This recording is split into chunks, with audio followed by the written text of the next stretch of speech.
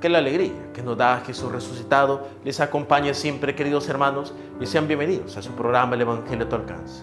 Hoy, miércoles de la tercera semana del tiempo de la Pascua, vamos a reflexionar el Evangelio según San Juan en el capítulo 6, versículos del 35 al 40. En aquel tiempo, Jesús dijo a la multitud: Yo soy el pan de la vida. El que viene a mí no tendrá hambre, y el que cree en mí nunca tendrá sed. Pero como ya les he dicho, me han visto y no creen. Todo aquel que me da el Padre viene hacia mí, y al que viene a mí yo no lo echaré fuera, porque he bajado del cielo, no para hacer mi voluntad, sino la voluntad del que me envió. Y la voluntad del que me envió es que yo no pierda nada de lo que Él me ha dado, sino que lo resucite en el último día. La voluntad de mi Padre consiste en que todo el que ve al Hijo y cree en Él tenga vida eterna, y yo lo resucitaré en el último día. Palabra del Señor, gloria y honor a ti, Señor Jesús.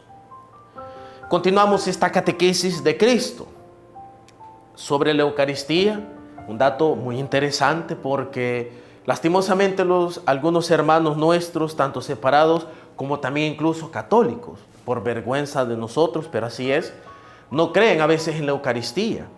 Pero es interesante cómo Cristo habla tajantemente de la Eucaristía precisamente aquí, y lo dice de una forma clara, concisa, hablando: yo soy el pan de la vida. No, yo soy una representación, soy una figura, soy un modelo. No, Él es tajante cuando dice: yo soy el pan de la vida.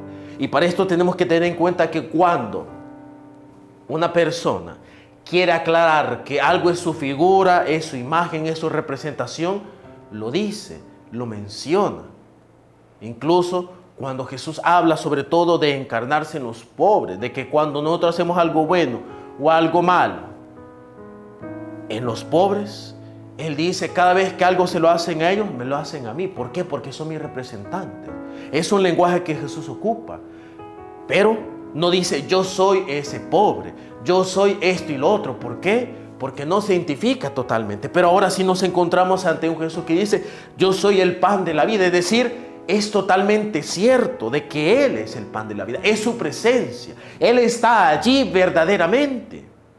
Y por eso para nosotros la Eucaristía debe de ser importante. ¿Por qué?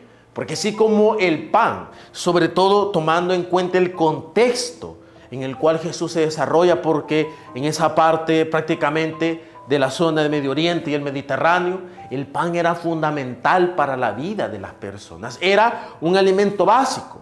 Sin el pan, la gente prácticamente se moría de hambre, porque era a veces lo único que tenía. Encontramos muchas referencias, por ejemplo, en el caso de Elías y Eliseo, que se encontraron con diversas viudas, las cuales, por su pobreza, lo único que tenían para subsistir era harina de trigo para hacer pan y nada más. El aceite y la harina para hacer pan era el alimento básico y pilar fundamental. Sin ese pan, la gente no podía existir. Por eso Cristo, cuando utiliza el pan de la vida, este recurso del pan, y utilizar la presencia del pan para dejar también su propia presencia, ¿qué es lo que nos quiere decir? Que así como el pan era el alimento primordial y prácticamente crítico para que alguien viviera, el pan de la vida es el alimento crítico para que un cristiano, para que alguien que de verdad busque la vida eterna, la consiga. Sin este pan de la vida eterna, nadie puede accesar al reino de los cielos. Sin este pan de la vida, nadie puede salvarse. Y por eso es que para nosotros los cristianos, la Eucaristía es el centro de todo. Y es algo que está testimoniado desde muchos y muchos tiempos. Por mucho que muchas veces, incluso dentro de la misma Iglesia Católica, haya gente queriendo negar el valor de la Eucaristía.